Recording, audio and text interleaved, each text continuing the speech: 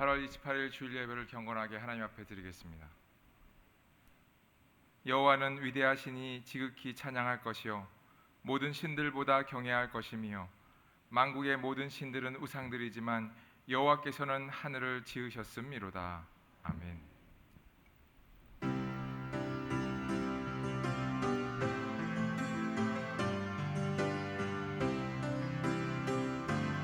오 하나님 받으소서 왕께 드리는 제사를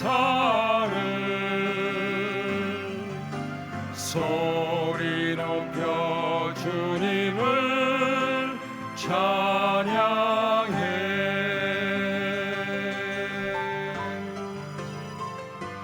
홀로 하나이신 하나님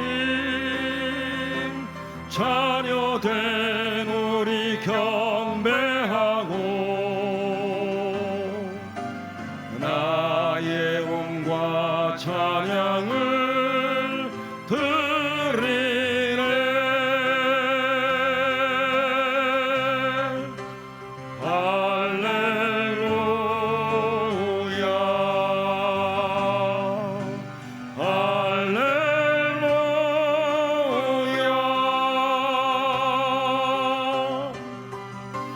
입술의 열매를 드리오니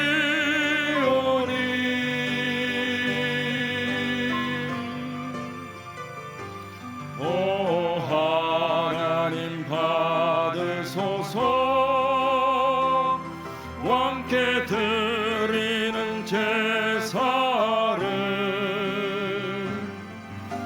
소리 높여 주님을 찬양해.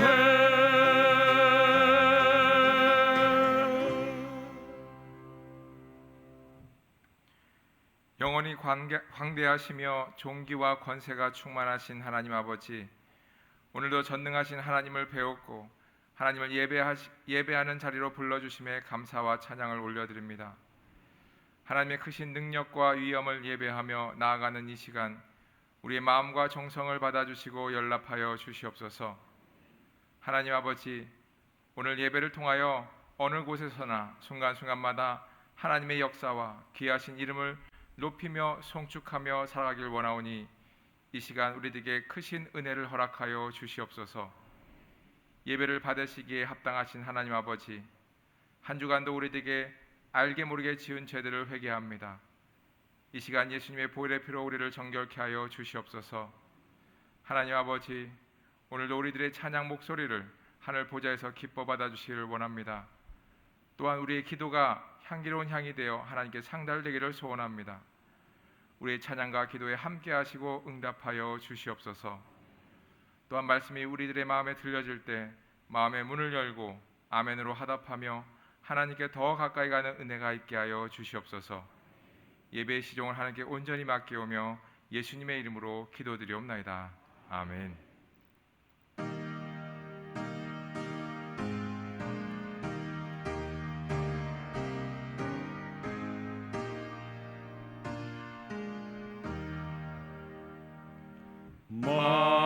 만유의 주제 존귀하신 예수 사람이 되신 하나님 나 사모하여 영원히 섬길 내 영광 되신 주로다. 화려한 동산 무성한 저수목 다 아름답고 묘하다. 순전한 예수 더 아름다워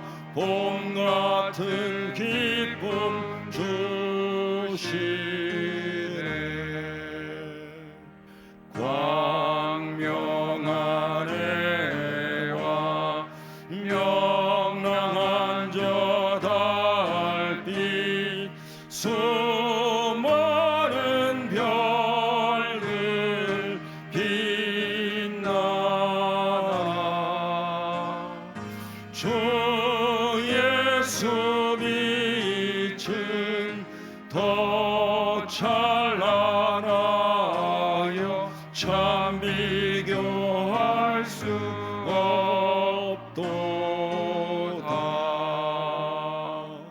아멘.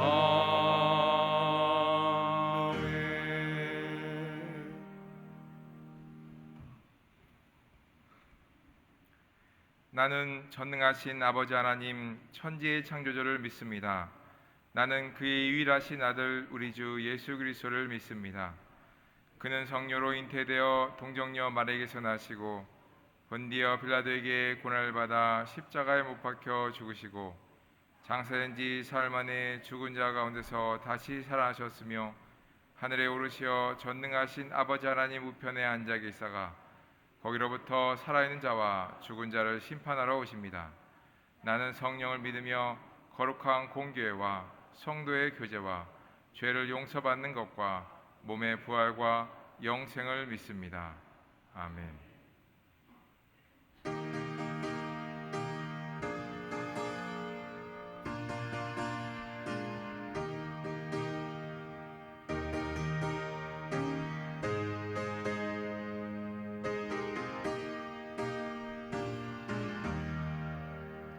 예수가 함께 계시니 시험이 오나 겁없네. 기쁨의 근원 되시는 예수를 위해 삽시다.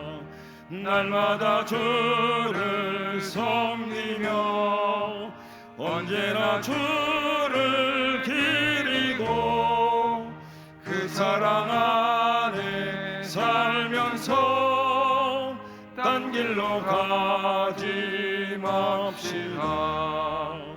이 세상 사는 동안에 주 이름 영파하면서 무한한 복락 주시는 예수를 위해 삽시다. 날마다 주를 섬기며 언제나 주를 기리며 그 사랑 안에 살면서 딴 길로 가지 맙시다. 이 세상 친구 없어도 예수는 나의 친구니 불의한 일을 버리고 예수를 위해 삽시다. 날마다 주를 섬기며 언제나 주를 기리고 그 사랑 안에 살면서 딴 길로 가지 맙시다. 주께서 심판하실 때 잘했다 칭찬하리니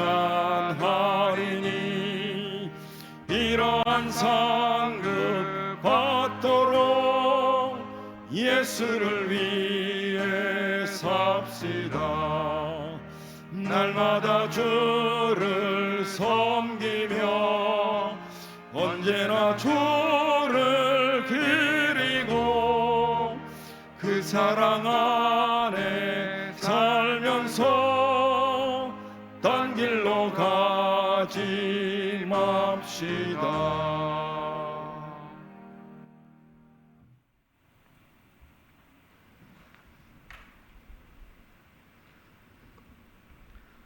하나님 아버지 감사합니다. 지난 한 주간도 지켜주심을 감사드립니다. 또한 오늘도 하나님께 찬양드리며 말씀 듣고 새롭게 해주심을 믿고 감사드립니다. 아멘. 오늘도 우리는 말씀 앞에 모였습니다. 지난 날들을 뒤돌아보니 세상에서 죄에 찌든 내 모습을 보게 됩니다. 오늘도 불쌍히 여겨주시고 이 시간에 은혜의 말씀으로 깨끗하게 해주시옵소서. 올 여름 교회 학교 행사와 인도자 수련회를 은혜 가운데 잘 마무리하게 되어 감사드립니다. 아멘. 우리들이 말씀으로 잘 성장하여 감에 따라 더욱 확신 가운데 강건함과 담대함으로 하나님 나라 확장을 위해 감사와 기쁨으로 잘 감당하게 하여 주시옵소서. 아멘. 우리나라의 정치 지도자들이 하나님께서 주신 지혜로 나라의 정책을 세우고 국민들의 안위를 잘 살피게 하여 주시옵소서. 하나님을 두려워하며 나라와 국민들의 미래를 위해서 당리당략과 개인 이기주의에서 벗어나게 하여 주시옵소서. 아멘.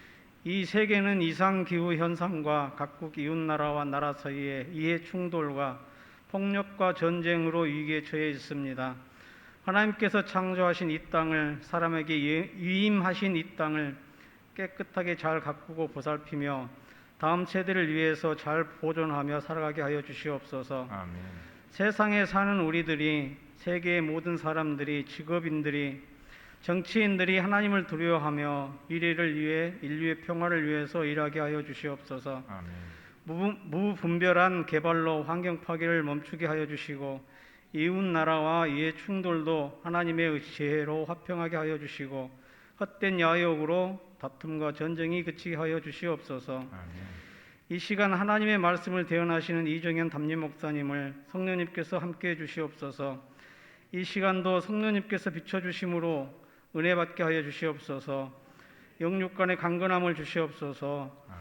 언제나 말씀으로 무장되게 해주셔서 세상의 악한 영들과의 싸움에서 지켜주시고 승리하게 하여 주시며, 세상에서 그리스도의 향기를 전하며 변화된 우리 각 개인이 하나님 아버지의 아들, 딸들로서 가정에서도 교회에서도 세상에서도 화평하게 하는 자들로 하나님의 나라에 대해서, 예수 그리스도에 대해서 복된 복음을 전하는 일에 앞장서 가며 살아가게 해 주시옵소서. 아멘. 예수님의 이름으로 기도드립니다. 아멘.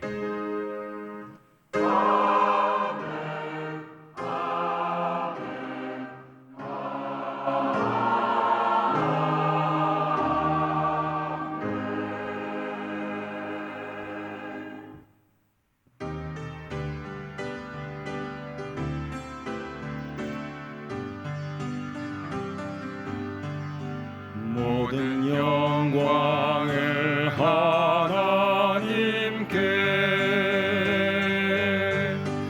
모든 영광을 하나님께, 온 마음과 뜻 다해 주 사모합니다. 모든 영광을 하나님께.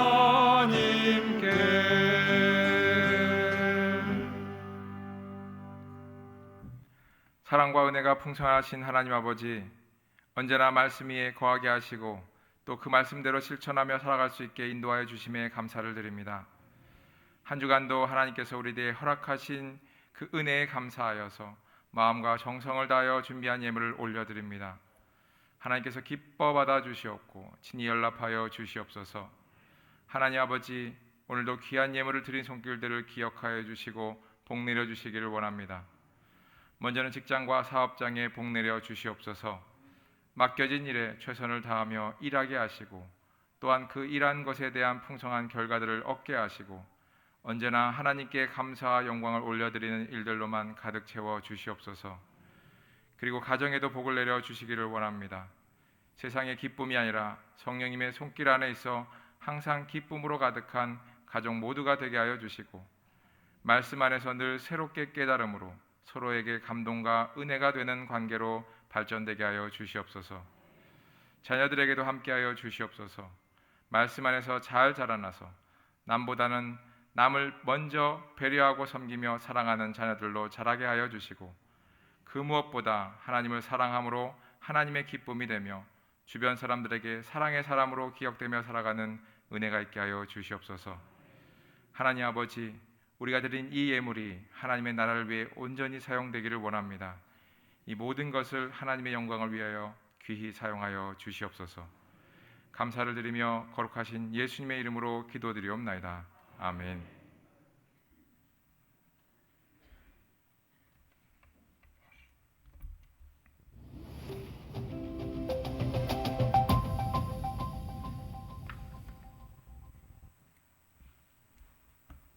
안녕하세요. 8월 넷째 주 소망 뉴스를 전해드리겠습니다.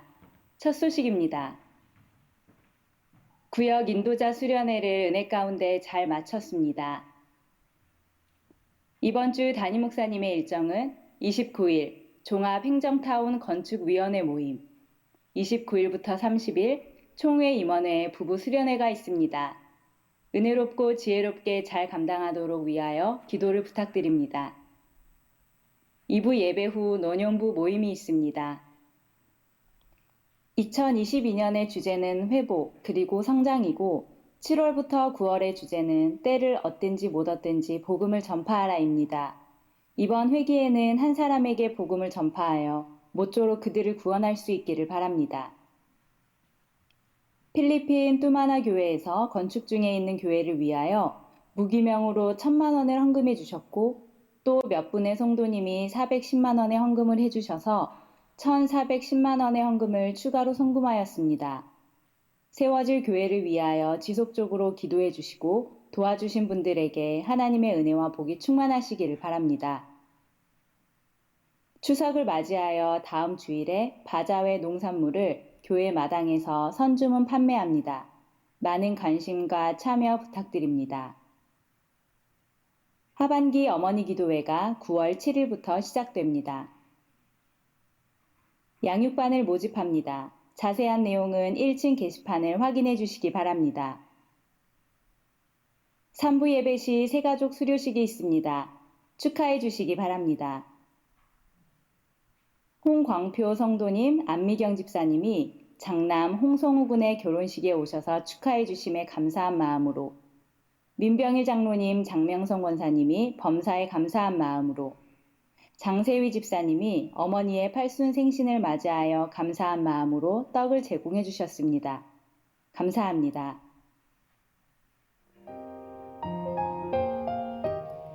목마른 내 영혼 주가 이미 허락한 그 귀한 영생수 주여 갈망합니다. 그 약속 따라서 힘써 간구하오니 오 주여 내 기도 어서 들어주소서. 예수의 사랑 예수의 사랑 바다 물결같이 내게 임하니 영광의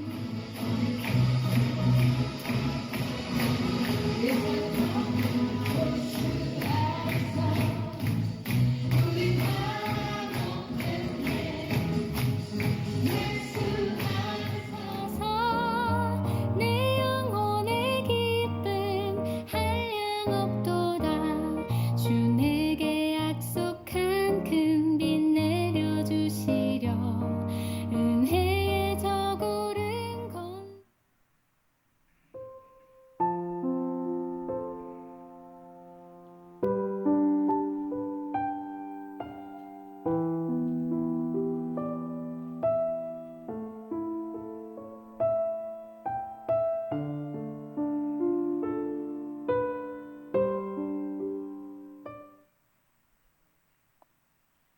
오늘 하루도 예배 가운데 큰 은혜 받으시기 바라고 복음을 위하여 성령님께 귀하게 쓰임받는 한 주간 되시기 바랍니다. 행복한 주일 되세요. 감사합니다.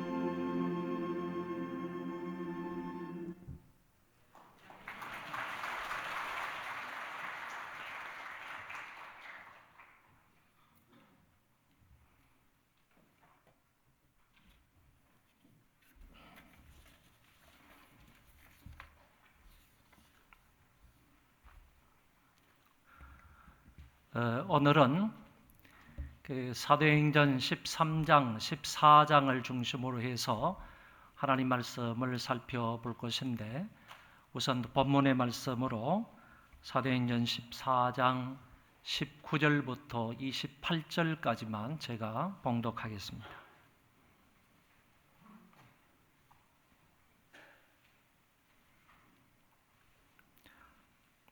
유대인들이 안디옥과 이고니온에서 와서 무리를 충동하니 그들이 돌로 바울을 쳐서 죽은 줄로 알고 시외로 끌어내치니라. 제자들이 둘러섰을 때에 바울이 일어나 그 성에 들어갔다가 이튿날 바나바와 함께 드베로 가서 복음을 그 성에서 전하여 많은 사람을 제자로 삼고 루스드라와 이고니온과 안디옥으로 돌아가서 제자들의 마음을 굳게 하여 이 믿음에 머물러 있으라 권하고, 또 우리가 하나님의 나라에 들어가려면 많은 환난을 겪어야 할 것이라고 하고, 각 교회에서 장로들을 택하여 금식 기도하며 그들이 믿는 주께 그들을 위탁하고, 피시디아 가운데로 지나서 밤빌리아에 이르러 말씀을 버가에 전하고 아달리아로 내려가서 거기서 배 타고 안디옥에 이르니, 이곳은 두 사도가 이룬 그 일을 위하여 전에 하나님의 은혜에 부탁하던 곳이라. 그들이 이르러 교회를 모아 하나님이 함께 행하신 모든 일과 이방인들에게 믿음의 문을 여신 것을 보고하고 제자들과 함께 오래 있으리라. 아멘. 사도 바울의 제1차 전도 여행은 사도행전 13장과 14장에 나타나고 있습니다. 1차 전도 여행을 출발하는 곳은 바로 수리아 안디옥이었습니다.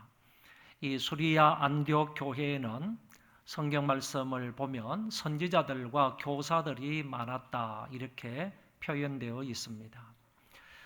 선지자들은 하나님의 말씀을 받아서 성도들에게 전하는 사람이고, 교사들은 하나님의 말씀을 따라서 성도들에게 잘 가르침으로 성도들을 말씀으로 양육하는 사람들입니다. 이런 사람들이 안디옥 교회에 많이 있었다라고 하는데, 대표적인 몇 사람이 여기 거론되어 있습니다. 바나바와 시므온과 루기오와 마나인과 그리고 사울이라 이렇게 되어 있습니다. 사실 이와 같은 선지자들과 교사들이 안디옥 교회에 많았기 때문에 이들에 의해서 하나님의 말씀이 잘 가르쳐지고 그리고 말씀으로 잘 양육을 받았기 때문에 안디옥 교회는 평안히 든든히 서갈 수 있었다고 봅니다. 지난번에도 말씀을 드린 것과 같이 우리 교회 안에는 하나님의 말씀을 지혜롭게 효과적으로 능력 있게 잘 가르치는 성경 교사가 있어야 그 교회는 하나님의 말씀 위에 든든히 서고 뿐만 아니라 부흥 발전할 수 있다고 말씀을 드렸습니다. 안디옥 교회가 그랬다는 것입니다. 그런데 이렇게 훌륭한 하나님의 교사들 그리고 선지자들이 있었는데, 그 가운데에서 성령의 지시함을 받아서 두 사람이 선택을 받게 됩니다. 그 사람이 바로 바나바와 사울이라는 사람인데, 이 두 사람이 성령에 의해서 선택을 받아 안디옥 교회로부터 선교사로 파송을 받게 되었습니다. 사도행전 13장 2절의 말씀에 보면, 주를 섬겨 금식할 때에 성령이 이르시되 내가 불러 시키는 일을 위하여 바나바와 사울을 따로 세우라 하시니, 성령께서 불러 세우실 사람을 지정을 하신 것입니다. 성령께서 사람을 선택하셨다는 겁니다. 성령께서 선교사로 파송될 사람을 지정을 하신 것입니다. 교회는 단순히 성령의 지시를 받아서 그 지시에 따라서 사람을 세운 것뿐입니다. 그러니까 사도 바울이나 바나바의 의중에 의해서 자기들 스스로 선교사로 가겠다 한 것도 아니고 교회에서 어떤 사람을 뽑아가지고 그 사람을 선교사로 보낸 것이 아니라 성령 하나님께서 교회에 누구누구를 선교사로 파송을 하라라고 명령을 하셨기 때문에 교회는 그 명령에 순종했을 뿐이다 라는 얘기입니다. 오늘날 교회에도 이렇게 되어야 할 것이라고 생각을 하는데, 당시 안디옥 교회는 성령의 전적인 지시에 의해서 두 사람을 세워 파송을 하게 되는 것입니다. 성경에서 말씀하시기를 이 두 사람에게 안수하여 세워 파송을 했다고 했는데, 안수라는 것은 하나님의 특별한 목적이 있는 사람을 위하여서 머리에 손을 얹고 기도해 주는 행위인데, 이것을 통하여서 이 사람은 이제 다른 사람들과 구별되게 하나님의 특수한 목적을 위해서 파송이 된다라는 의미를 가지고 있는 것입니다. 구별된 사람이라는 겁니다. 다른 사람들, 다른 성도들하고 구별되게 이 사람은 이제 전적으로 이 목적을 위하여서 파송되어 쓰임을 받을 사람이다 라는 의미를 가지고 있다, 그런 얘기입니다. 그래서 오늘날에도 보면 목사에게 안수를 주고 장로님과 안수 집사님에게 안수를 주는데 같은 의미로 안수를 행하는 것입니다. 이 사람은 하나님의 특별한 어떤 목적을 가지고 다른 사람들과 구별된 사람입니다 하는 의미로 그 사람에게 안수를 준다는 것입니다. 이렇게 성령의 지시를 받아서 두 사람을 선택해서 안수를 해서 그 두 사람을 안디옥 교회 파송 선교사로 보내게 됩니다. 이때가 바로 주후 47년이었다라고 말씀해 주고 있습니다. 그러니까 AD 47년은 사도 바울이 이제 본격적으로 이방인 선교를 위해서 출발하는 때이다.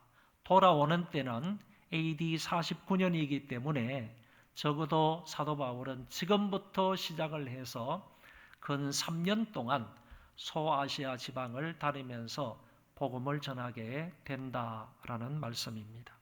제일 처음으로 이 사람들은 안디옥에서 실루기아로 내려가서 실루기아에서 배를 타고 구브로 섬이라는 곳으로 가게 됩니다. 우리가 알고 있는 것처럼 이 구브로 섬은 지금 선교 사역을 하고 하는 바나바의 고향이기도 합니다. 바나바의 고향으로 구브로 섬인데 이 구브로 섬으로 제일 첫 번째 선교 장소로 선택을 했던 겁니다. 살라미 지역에 이르렀는데 이곳에는 유대인들이 많기 때문에 동시에 회당들도 많았습니다. 그래서 여러 회당에 들어가서 복음을 전하였다. 그 결과에 대하여서는 성경이 말씀하고 있지는 않습니다. 이때 누가 바나바와 사울의 선교 사역을 도와주느냐 하면은 바로 마가 요한이라는 사람이 선교 사역을 도와주었다, 이렇게 말씀해 주고 있습니다. 마가 요한은 바나바의 조카입니다. 바나바의 조카로서 어쩌면 조카이기 때문에 마가 요한의 고향도 구브로일 가능성이 많은 것입니다. 이 마가 요한이 바나바와 사울의 수종을 들어서 이곳에서 회당마다 찾아서 복음을 전했다, 이렇게 말씀하고 있습니다. 살라미에서 육지로 쭉 이렇게 가서 구브로 섬의 왼쪽 서쪽인 바보 지역에 이르렀는데 이 바보 지역에서는 바예수라 하는 유대인 마술사 한 사람을 만나게 됩니다. 여러분, 오늘 성경에는 이 마술사가 유대인이었다 이렇게 말씀해 주고 있는데 성경은 어떻게 말씀하느냐 하면은 유대인으로서 하나님의 백성으로서 마술을 행하는 사람은 돌로 쳐 죽이라, 이렇게 되어 있습니다. 그러면 여기에 살고 있는 바예수라는 이 유대인 마술사도 유대인이기 때문에 분명히 주변에 살고 있는 유대인들로부터 돌에 맞아서 죽임을 당해야 할 사람이라는 거죠. 그런데 오늘 본문에는 뽀젓이 살아있다는 겁니다. 왜 그런가 하면은 그 당시 주위에 살고 있는 많은 유대인들이 마술사 바예수라는 사람이 행했던 그런 희한한 이적과 같은 그런 마술, 이런 것을 보고 상당히 두려워했던 것 같습니다. 그래서 그 사람들이 마술사 이 사람에게는 함부로 하지 못했던 겁니다.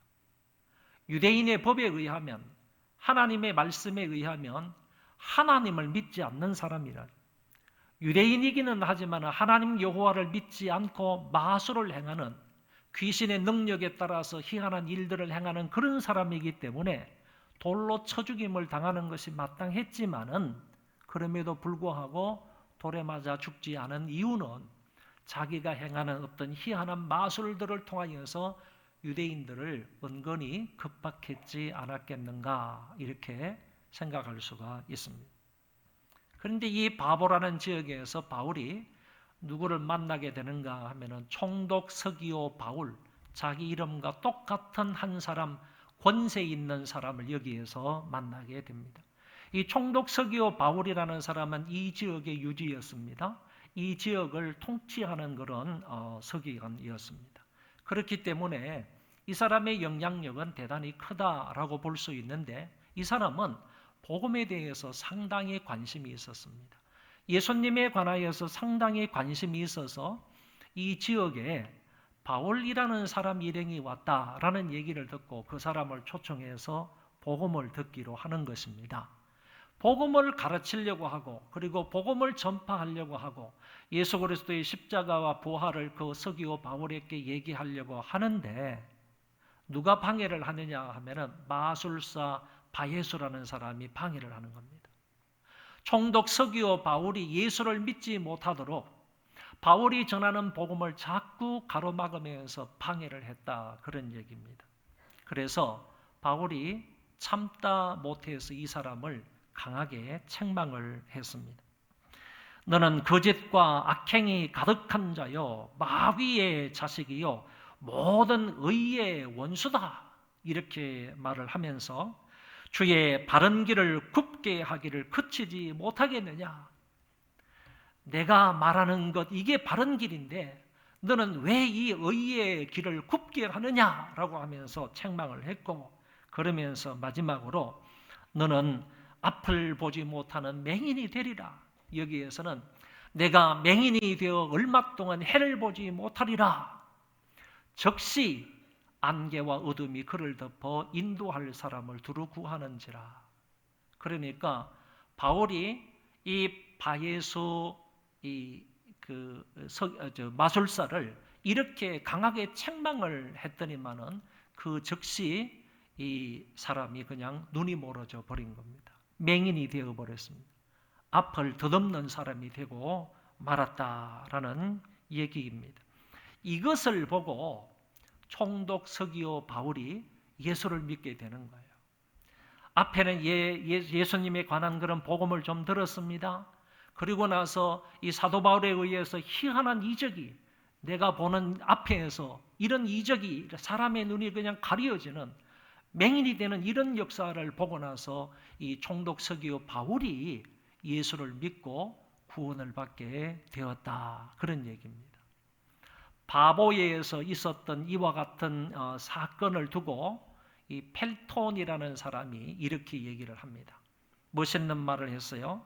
마술사의 눈이 감김으로 총독의 눈이 열렸다, 이렇게 말합니다. 하나님께서 복음을 방해하는 그 마술사의 눈을 감겨버렸고, 맹인이 되게 했고, 소경이 되게 했고, 뿐만 아니라 대신 이 총독 서기오 바울의 눈을 열어서 예수 그리스도를 보고 예수 그리스도의 복음을 듣고 믿는 사람이 되게 했다. 이런 의도로 펠톤이라는 사람이 마술사의 눈이 감김으로 총독의 눈이 열렸다, 이런 멋진 말로 표현을 했습니다. 바보 지역에서 이제 배를 타고 육지로 다시 나갑니다. 아탈리아 지역을 거쳐서 버가 지역까지 갔는데 여기에서 어려운 문제 하나가 발생을 합니다. 지금까지 함께했던 또 수행원으로 돕는 자로 함께했던 마가 요한이라는 사람이 선교가 너무 어렵다며, 이 너무너무 어렵고 그냥 너무너무 힘들다. 그래서 버가 지역에서 예루살렘으로 돌아가는 거예요. 선교를 포기하고 이 마가 요한이 예루살렘으로 다시 돌아가는 것 때문에 사도 바울과 바나바가 많은 갈등을 겪게 되는 것을 우리가 알 수가 있습니다. 여러 가지 이유가 있겠지만은 제 생각에는 또 여러 학자들의 의견은 뭐냐 하면은 선교가 너무 어렵다는 거죠. 선교가 너무 어렵다. 그리고 자기의 삼촌이 선교를 좀 주도해 나가야 되는데 가만히 보니까 자기의 삼촌 바나바가 선교를 주도해 나가는 것이 아니라 이 사울에 의해서 선교가 주도되어 나가는 것을 보고 이 마가 요한이 마음이 조금 안 좋았지 않았겠는가. 어쨌든 이와 같은 일로 인하여서 돌아가게 된 것입니다. 그도 그럴 것이, 여러분 혹시나 이 버가 지역을 가보신 적이 있는지 모르겠는데 그 버가 지역에서 저 위쪽에 있는 안디옥 지역까지를 딱 이렇게 해서 딱 눈을 들어보면요, 앞이 캄캄합니다. 왜 그런가 하면은 이 더베 지역에서 루스트라 이곤 지역에서 이 왼쪽 지역까지 쭉 뻗어 있는, 길게 뻗어 있는 아주 큰 산맥이 하나 있는데 버가에서 안디옥 사이에 그 산맥이 지나가는 겁니다. 그러니까 버가에서 안디옥까지 가려면 이건 정말 험난하고 멀고 먼 그런 산맥 하나를 넘어야지 안디옥 지역으로 갈 수가 있는 겁니다.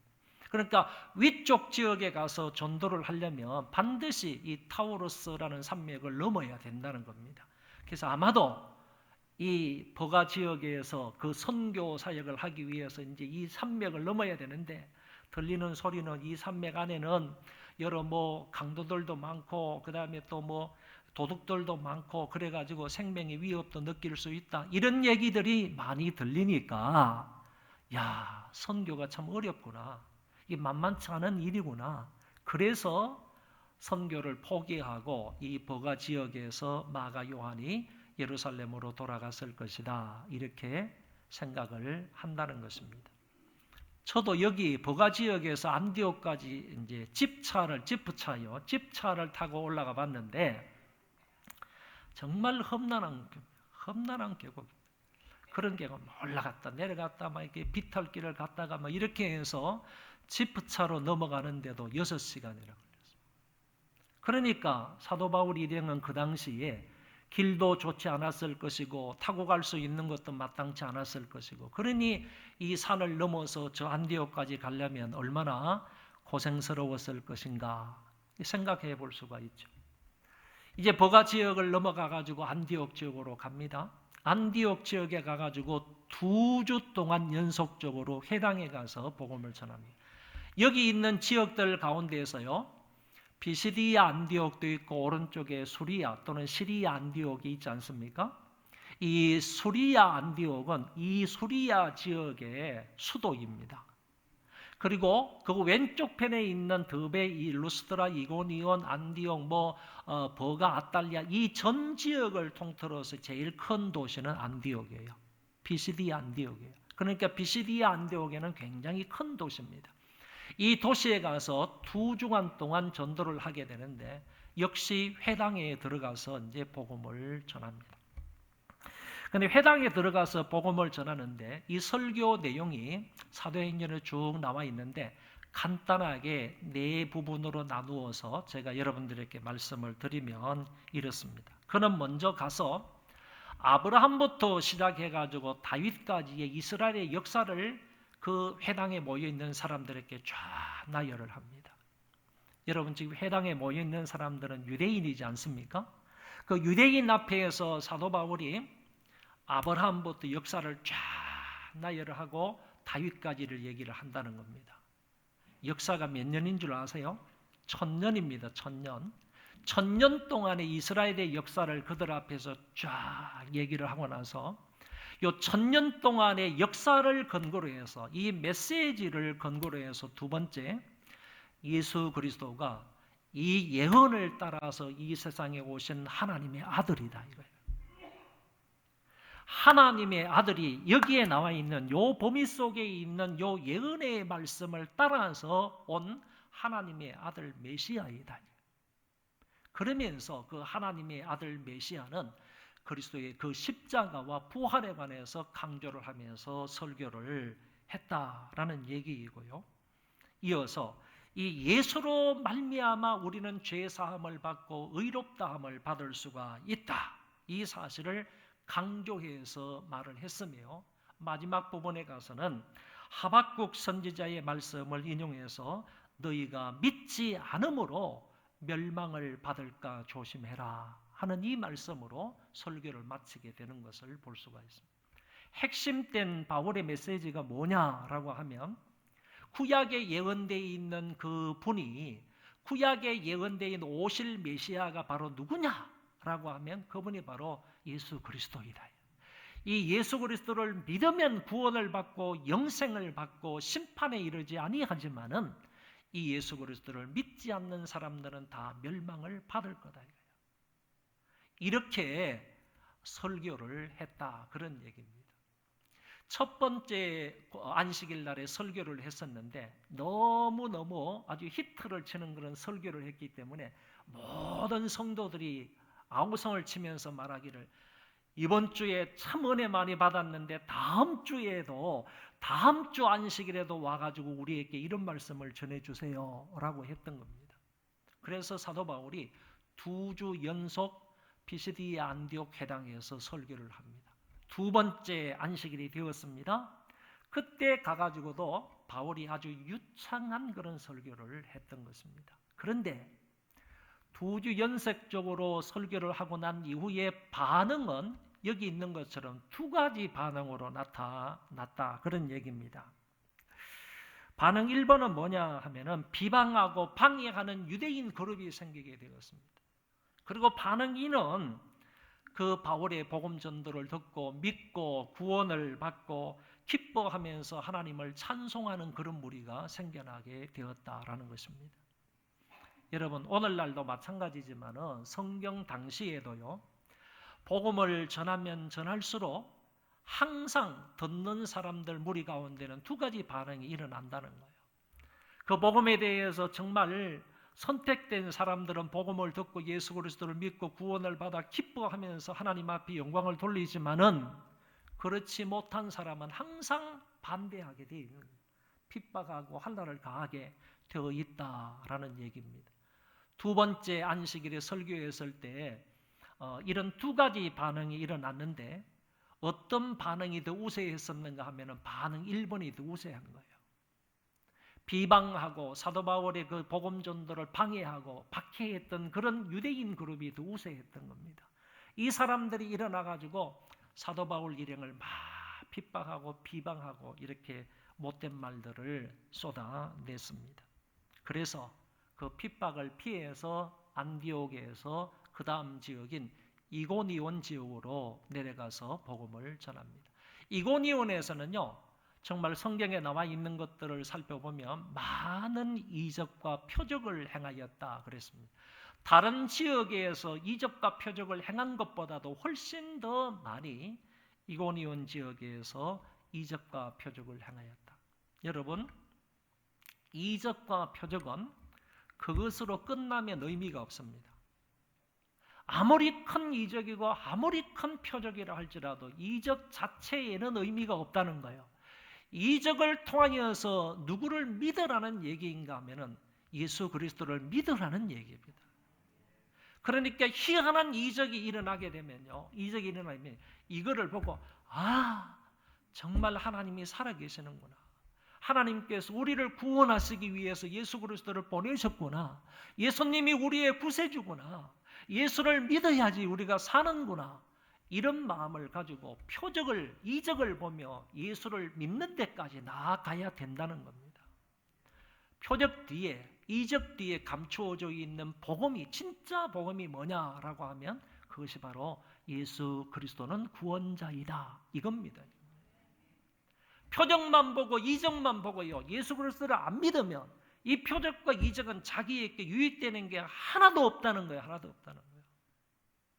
그러니까 성경에 나타나 있는 희한한 이적과 표적을 보면요, 이적 뒤에 숨어 있는 진짜 메시지를 우리가 봐야 되는 것이고, 그 진짜 메시지까지 도달을 해야 이적과 표적이 의미가 있는 겁니다. 여기 이고니온에서 다른 지역에서보다 더 많은 이적과 표적을 행하였지만은 여기에서도 두 파로 딱 갈라진 겁니다. 유대인을 따르는 무리들이 있고, 즉 핍박하는 무리가 있고, 그리고 사도들을 따르는 믿는 자들이 생기게 된 것입니다. 이제 안디오게에서 핍박했던 그 유대인들이 이고니온까지 쫓아와가지고 이고니온에서 유대인으로서 사도 바울의 전도를 박해했던 그 사람들과 합세를 해가지고 이번에는 그냥 사도 바울을 돌로 치서 죽이려고 하고 있습니다. 돌로 치려고 했을 때 사도 바울은 또 그 장소를 피해서 루스트라라는 지역으로 갑니다. 루스트라라는 지역에서는요, 제일 처음에 놀라운 역사가 여기에서 일어났는데, 여기에는 한 번도 일어나서 걸어본 적이 없는 안전병이, 그 사람이 바울에 의해서 일어나게 되는 겁니다. 그 사람을 가만히 쳐다보니까 믿음이 있는 거예요. 그래서 믿음이 있는 것을 보고 그 사람을 예수 그리스도의 이름으로 일으켜 세우는 것을 엿볼 수가 있습니다. 루스드라에서 사람들이 아주 난리가 난 겁니다. 세상에 이런 이적을 본 적이 없습니다. 아무리 많은 이적과 표적을 이고니온에서 행했다 할지라도 이와 같은 이적, 한 번도 걸어보지 못한 안전뱅이가 어떻게 그 장소에서 즉시로 일어날 수가 있다는 말입니까? 이와 같은 놀라운 이적을 본 적이 없습니다. 그 사건이, 그 역사가 루스드라에서 일어났던 것입니다. 그래서 이거는 정말 대단한 사람들이 왔다 그래가지고 바울을 보고요, 헤르메스 신이다 이렇게 말한 겁니다. 바나바를 보고요, 이거는 신중의 신인 제우스 신이다 이렇게 떠봤다는 겁니다. 많은 루스드라 사람들이 재물을 가지고 나오는 겁니다. 가지고 나와서 이 사람을 섬기려고. 헤르메스가 육신을 입고 이 세상에 온 거예요. 지금 이 땅에 온 거예요. 우리 땅에 온 거예요. 그러니까 헤르메스 신을 섬기는 사람들은 나가서 그 사람을 환영하고 그 사람을 경배해야 되는 것 아닙니까? 제우스 신을 섬겼던 이 당시 사람들은 다 나와가지고 제우스 신을 경배해야 되는 것 아닙니까? 루스드라 지역이 완전히 그냥 폭발적으로 아주 그 대반응이 일어난 겁니다. 헤르메스 신이, 제우스 신이 사람의 형상을 입고 우리 땅에 나타났다는 겁니다. 이렇게 경배하고자 했던 그 루스드라 사람들을 향해서 바울은 말하기를, 여러분, 우리는 헤르메스도 아니고 우리는 제우스 신도 아닙니다. 헤르메스와 제우스는 우상이고 그것을 숭배하는 사람들은 우상 숭배하는 것입니다. 우리가 이곳에 와서 복음을 전하는 것은 우상 숭배하지 말고 살아계신 창조주 하나님을 믿게 하기 위해서 온 겁니다. 그러므로 여러분, 지금까지는 얼마만큼 어떻게 우상 숭배를 했는지 모르지만 지금 이 시간에 여러분들에게 도전합니다. 여러분들은 창조주이신 하나님을 믿으시기 바랍니다. 그리고 그 창조주 하나님은 돌아가시고 없는 분이 아니라 지금도 살아계신 분입니다. 창조주 하나님, 지금도 살아계신 하나님을 루스드라 사람들에게 전한 겁니다. 그랬다면 루스드라 사람들이 조금 전까지만 해도 헤르메스 신이다, 제우스 신이다 라고 했으면 그 사람들이 그 사람 바나바와 바울의 말을 들어야 할 것 아닙니까? 그런데 이 사람들이 그냥 헷가닥 해버린 거예요. 헷가닥. 자기들은 지금 제우스 신과 그 다음에 헤르메스 신을 섬기는 그런 사람인데 저 사람이 이제 와가지고 우리는 헤르메스도 제우스도 아니다라고 얘기하면서 당신들은 우상 숭배하고 있습니다. 그러니까 우상 숭배를 버리고 창조주 하나님, 살아계신 하나님, 눈에 보이지도 않는데 그 하나님을 섬기라 라고 하니까 이 사람들이 돌아보면서 사도 바울을 그냥 돌로 쳐서 죽였습니다. 돌에 맞아가지고 피투성이가 되어 있는 사도 바울을 보니까 죽었단 말이에요. 그래서 루스드라 사람들이 이 사도 바울을 들어다가 성 밖으로 던져버렸어요. 근데 성경을 보면요, 하나님의 은혜 가운데에서 그만 죽었던 이 사도 바울이 다시 일어나는 거예요. 살아나는 거예요. 그만 죽었던 이 바울이 그 자리에서 벌떡 일어나가지고 다시 성 안으로 갔다가 그 다음날 아침에 떠난다고 성경에 표현되어 있어요. 대단한 것 아닙니까? 죽는 거 두려워하지 않는 사람이에요.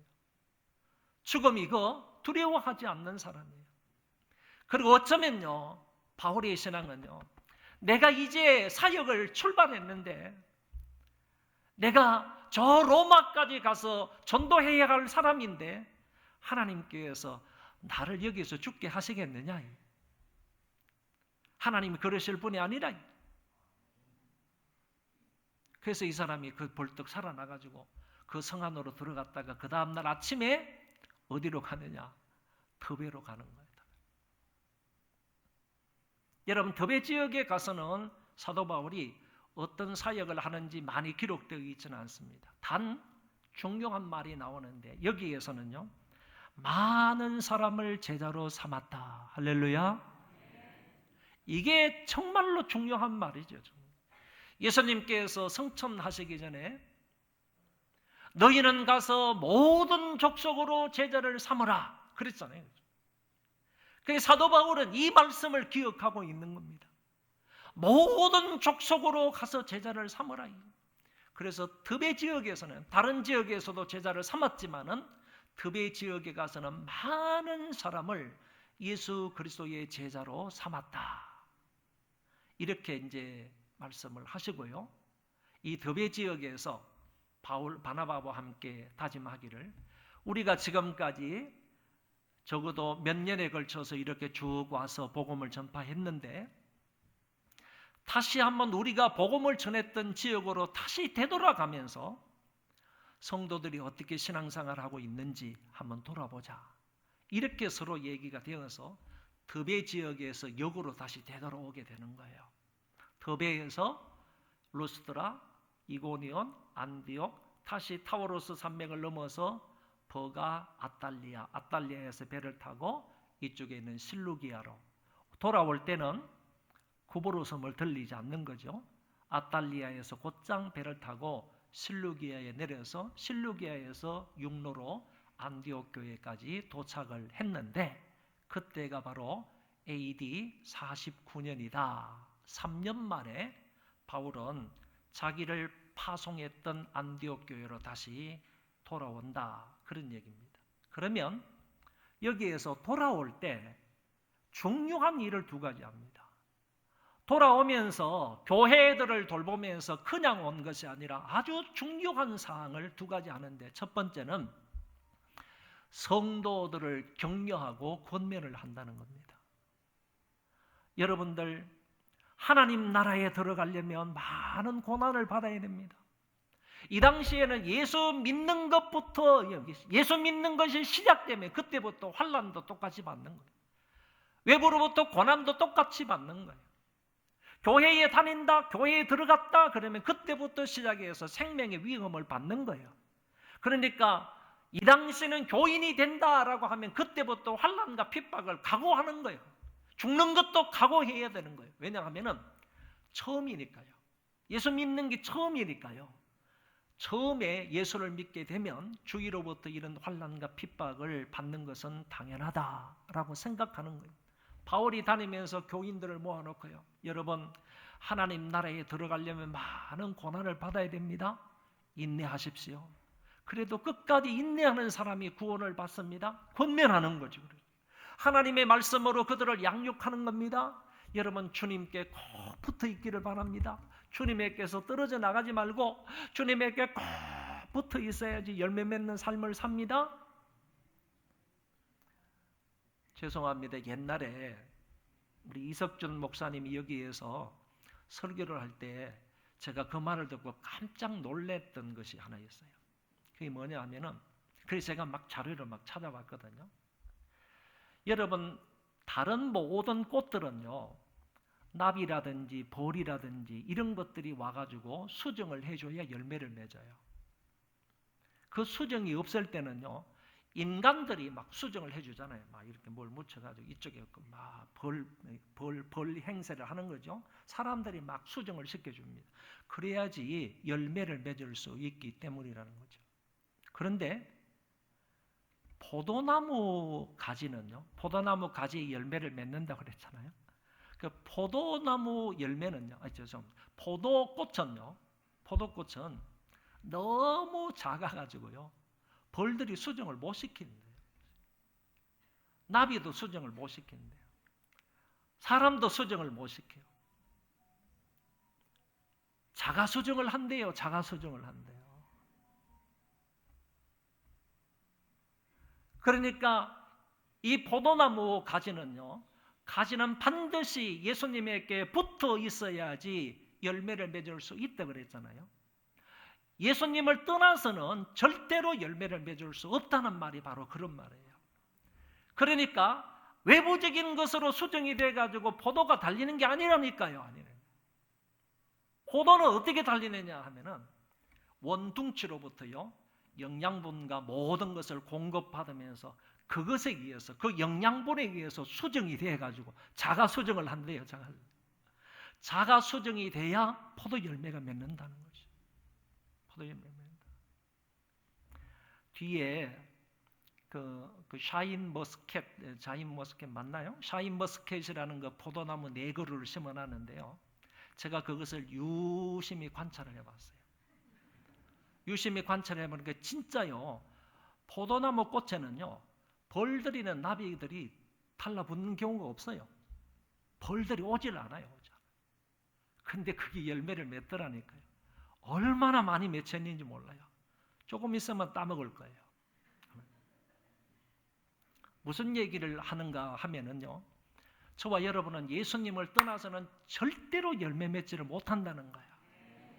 바울이 이 교회들을 지나오면서, 드베 교회, 루스드라, 이고니오, 안디옥 교회, 이런 교회들을 지나오면서 하는 말이 뭐냐면, 여러분 예수 그리스도에게 꼭 붙어 있으세요?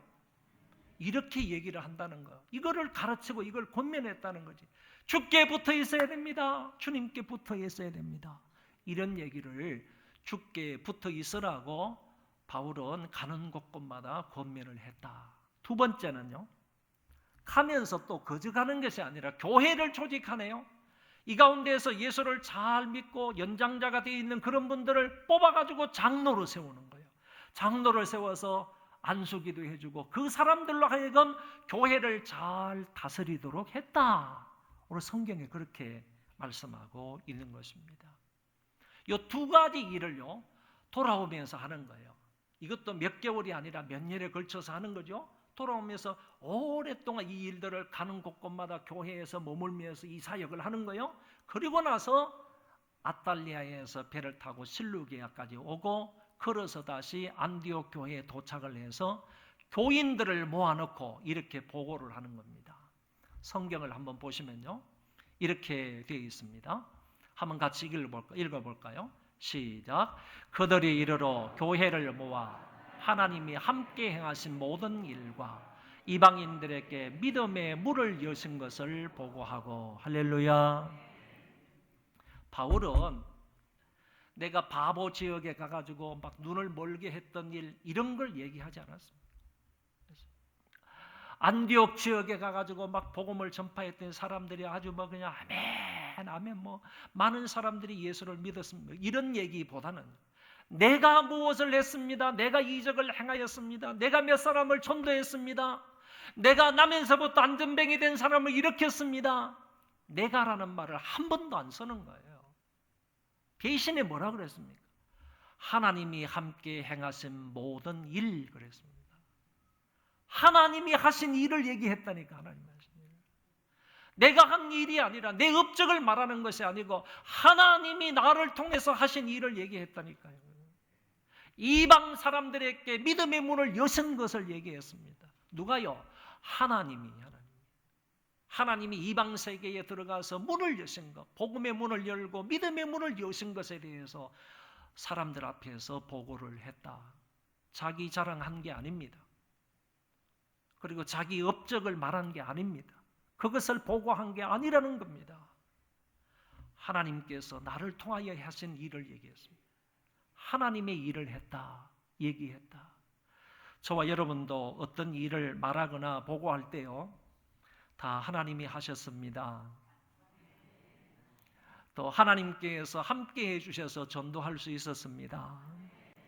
하나님께서 행하신 일입니다. 하나님께서 저 사람의 마음의 문을 열어주셔서 된 일입니다.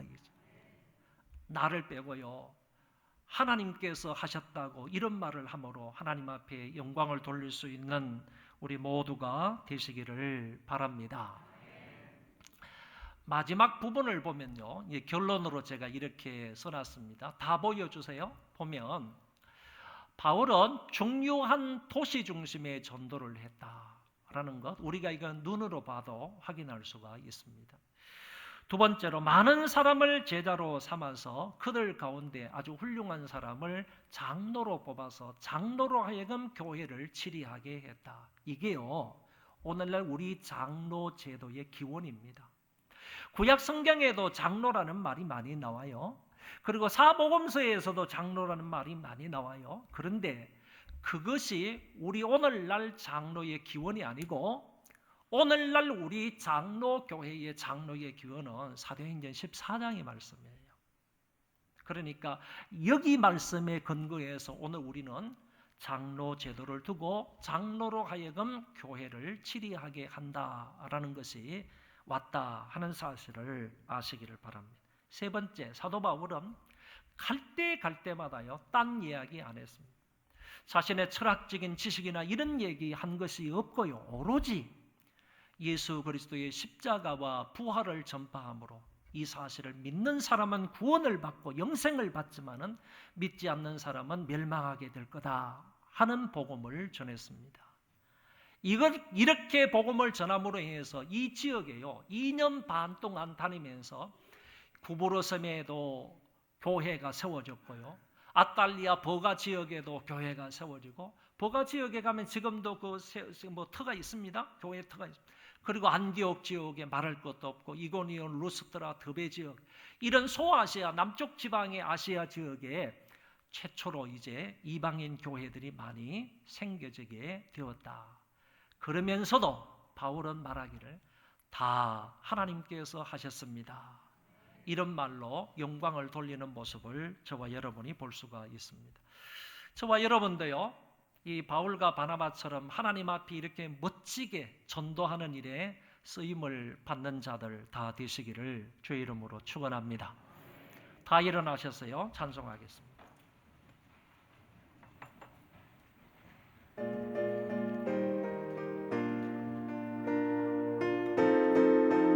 1절 2절입니다.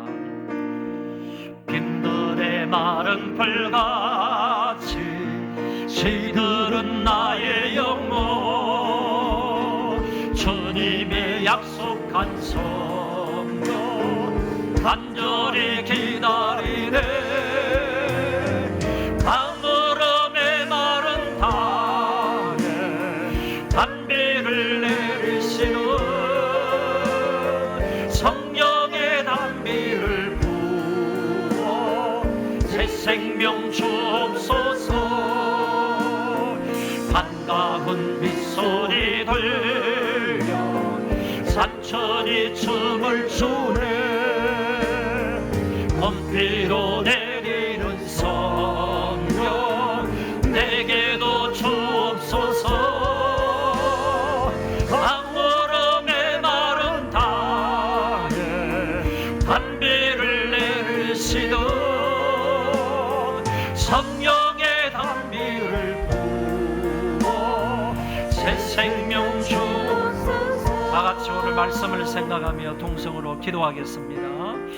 전능하신 하나님 아버지, 은혜 주신 것 감사합니다. 저희들에게 말씀하여 주신 것 감사합니다. 이 말씀을 우리 마음에 담기를 원합니다. 마음에 새기기를 원합니다. 우리도 하나님의 명령을 따라서, 성령님의 명령을 따라서 나아가서 바울과 바나바처럼 인근 지역에 다니면서 안 믿는 사람들에게 예수가 그리스도이시며 예수를 믿어야 구원을 받고 생명을 얻는다는 이 복음을 전파할 수 있는 우리가 되도록 은혜를 베풀어 주시기를 간절히 바라고 소원합니다. 존귀하신 하나님 아버지여, 우리를 불쌍히 여겨 주옵소서. 하나님 앞에 쓰임받는 자들 되게 하여 주옵소서. 복음 전파에 쓰임이 되는 일꾼들 되게 하여 주옵소서. 하나님께서 사용하시는 귀한 일꾼들 되게 하여 주옵소서. 우리도 바울처럼 나아가서 복음을 전함으로 많은 사람들을 구원하고 교회를 세우고, 이런 것을 통하여서 우리 하나님 아버지께서 영광을 받으시고 하나님의 큰 일이 널리 전파되는 귀한 역사가 있게 하여 주시기를 간절히 바라고 원합니다.